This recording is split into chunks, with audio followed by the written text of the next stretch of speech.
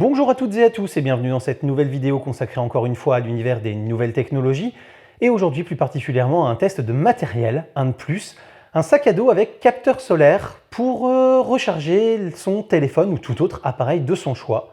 Ce sac, c'est le Sonibag Explorer Plus. Proposé à 80 € sur Amazon, ce sac annonce un panneau permettant de produire 6 watts de puissance en plein soleil et donc de recharger un smartphone comme mon Redmi Note 8 Pro, dont vous retrouverez le test directement en fiche en haut de votre écran, en environ 4h30. Alors plutôt que d'attendre 3 ou 4 heures en plein soleil, j'ai monitoré cela via une app dédiée qui s'appelle Ampère pour regarder un peu ce que ça donne. Ce sac tient-il ses promesses? Est-il par ailleurs bien conçu et de qualité? Eh bien je vous donne mon avis détaillé juste après l'intro.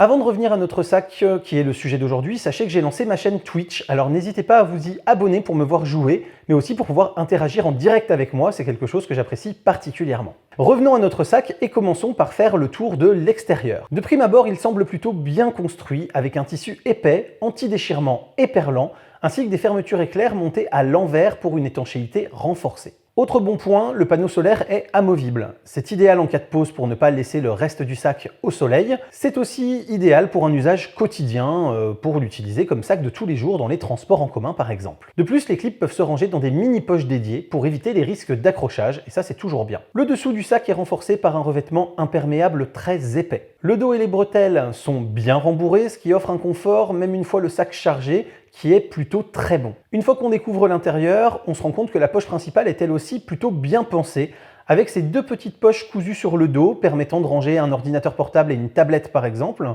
et des poches à stylo et des mini-poches sur la partie avant. Il y a également plusieurs poches supplémentaires, des filets pour fixer une gourde ou une bouteille par exemple, une petite poche en haut sur l'avant, ainsi que deux poches latérales dans la hauteur. À la marge, il sera aussi possible de fixer quelques éléments via des mousquetons sur les bretelles, puisqu'il y a des petites attaches dédiées pour ça. Attention, en termes de format, il ne fait que 15 litres, ce qui peut être petit selon les besoins.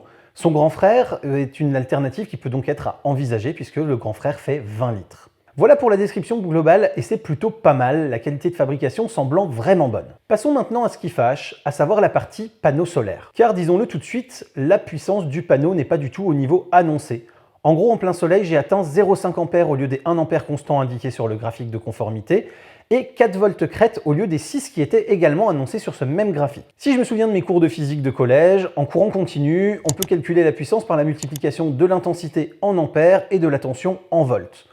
Si je fais donc 0,5 A que multiplie 4 volts, on arrive péniblement à 2 watts au lieu des 6 watts annoncés. Pourtant, un certificat de test et de conformité indique bien que le panneau, avec les mesures qu'ils ont effectuées, délivrerait jusqu'à 6,2 watts.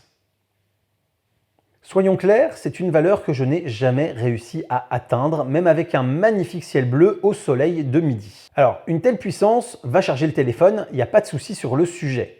Mais par exemple, pour mon Xiaomi Redmi Note 8 Pro, dont vous pourrez par ailleurs retrouver le test dans le i ici, et c'est 4500 mAh, en Quick Charge 3 à 3,5 A sous 5 volts, soit à peu près 18 watts de puissance, il me faut en gros une bonne heure 30 pour une charge complète.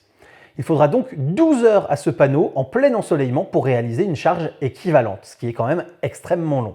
Ainsi, ce sac a pour moi un intérêt uniquement pour les randonneurs qui veulent partir léger et être autonomes en énergie pour pouvoir appeler des secours au besoin. Dans les autres cas, emporter une batterie externe me semble être un bien meilleur choix, une bien meilleure alternative, sachant que j'en ai testé certaines qui sont en plus compatibles Quick Charge 3, qui rechargeront donc le téléphone en moins de 2 heures et qui pourront faire au moins 4 ou 5 recharges complètes. Je vous mets d'ailleurs encore le lien ici dans le i, directement en haut de l'écran. Donc si je dois résumer ce sac, il est très bien construit, il est confortable, il est bien fichu.